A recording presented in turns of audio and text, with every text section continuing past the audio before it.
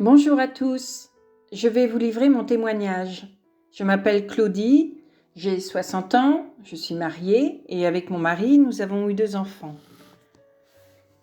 Alors à la question, quelles étaient mes références spirituelles avant le livre du ciel ? Eh bien, je dirais que depuis toute petite, je me suis toujours posé des questions sur l'existence de la vie. J'ai été baptisée dans la foi catholique, communion, confirmation, puis je me suis mariée très jeune et me suis éloignée de l'Église sans pour autant perdre ma foi. Les questions ont continué de me tarauder et je suis allée chercher les réponses là où il ne fallait pas, chez les témoins de Jéhovah. Il a fallu du temps pour que je comprenne qu'il s'agissait bien d'une secte. J'en suis sortie très perturbée. Je ne savais plus où se trouvait la vérité. Deuxième question. Avez-vous déjà vu ou entendu Jésus dans votre intérieur ? Eh bien, je dirais oui. Cela m'est arrivé justement pendant cette période. Il était à peu près 7 heures du matin, je me souviens très bien de ce moment-là. J'étais dans mon lit. Je souffrais énormément moralement. Moi, je pleurais. M'adressant à Dieu, je lui dis « C'est pas possible, je t'aime, mais tu es où ? Est-ce que tu existes ou tu n'existes pas ? Moi, je te cherche et je souffre parce que je te cherche. Tu n'existes pas alors. » Et là, j'ai entendu une voix dans mon intérieur pour la première fois. Je suis là, je sais. Sois rassuré, je serai ton guide, je t'aime. Cette voix ne m'a pas quittée.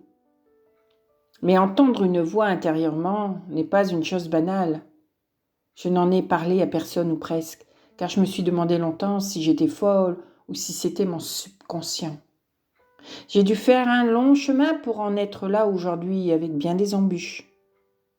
Je suis revenue à l'église catholique, j'ai suivi une catéchèse pendant 3 ans avec mon époux, avec un prêtre et moine qui est devenu mon directeur spirituel et ami très proche. Cela fait plus de 30 ans. Le Seigneur m'a rétabli et ouvert le véritable chemin.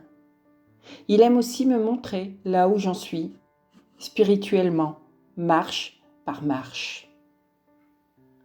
Troisième question, depuis combien de temps je connais la divine volonté ? Depuis mars 2019. Pendant la crise des Gilets jaunes, je naviguais sur Internet quand je découvre soudain une vidéo du Père Duthesne, son homélie et ses paroles qui résonnent alors en moi comme un feu brûlant. J'adhérais complètement à ce que j'entendais et j'attendais avec impatience l'homélie suivante qui me donnait envie de l'écouter encore et encore. Je ne pouvais m'empêcher de crier tout haut en claquant des mains. Enfin, enfin, oui, oui, Seigneur. 2 mois plus tard, en mai 2019, alors que nous étions en week-end loin de chez nous, j'ai été victime d'un accident de moto. Double fracture de la malléole, 4 jours d'hôpital et 4 mois d'arrêt. Ces 4 jours d'hospitalisation en tête-à-tête avec le Seigneur.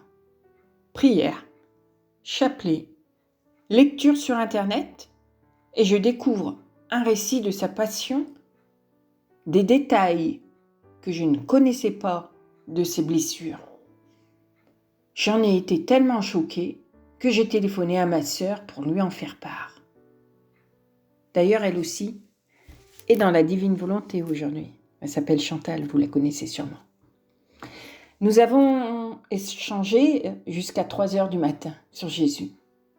Et je sentais une paix, une joie si profonde que je me sentais ailleurs que dans mon lit d'hôpital, dans cette chambre d'hôpital. Je me sentais complètement ailleurs. Ce temps fut propice parce que je devais comprendre quelque chose et revenir à l'essentiel. Je commence à découvrir les écrits de Louisa. Je commence par le tome 9 et trouve le style très curieux. Puis arrive le Covid en avril 2020, un second temps d'arrêt voulu par Dieu. Je lis le tome 11, puis reprends le tome 1. J'avoue que le style et les mots que Jésus utilise me surprennent. Et puis il y a la souffrance dont il est question dans le tome 1 qui me freine dans cette lecture. Mais une force me pousse à continuer et je me dis, je n'ai pas le choix, il faut continuer. On verra plus tard et ne pas s'arrêter au style, car je suis convaincue que c'est Jésus qui parle. À qui irai-je ? Ce sont des paroles de vérité.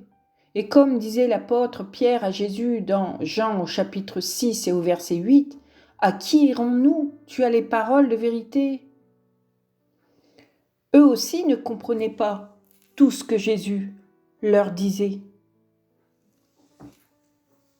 Une autre question. Qu'est-ce qui a changé depuis que je connais Louisa ? Je dirais tout et rien.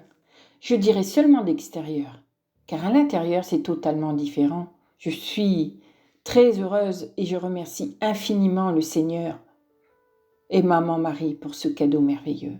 Je ressens une paix, un calme intérieur et si je faiblis parfois, je sais que le Seigneur me relèvera.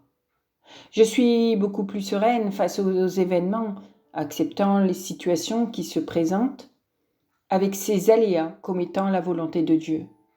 J'apprends peu à peu à me détacher et surtout je ne culpabilise pas quand je n'y arrive pas. Je sais que Jésus connaît mes intentions, je lui fais confiance.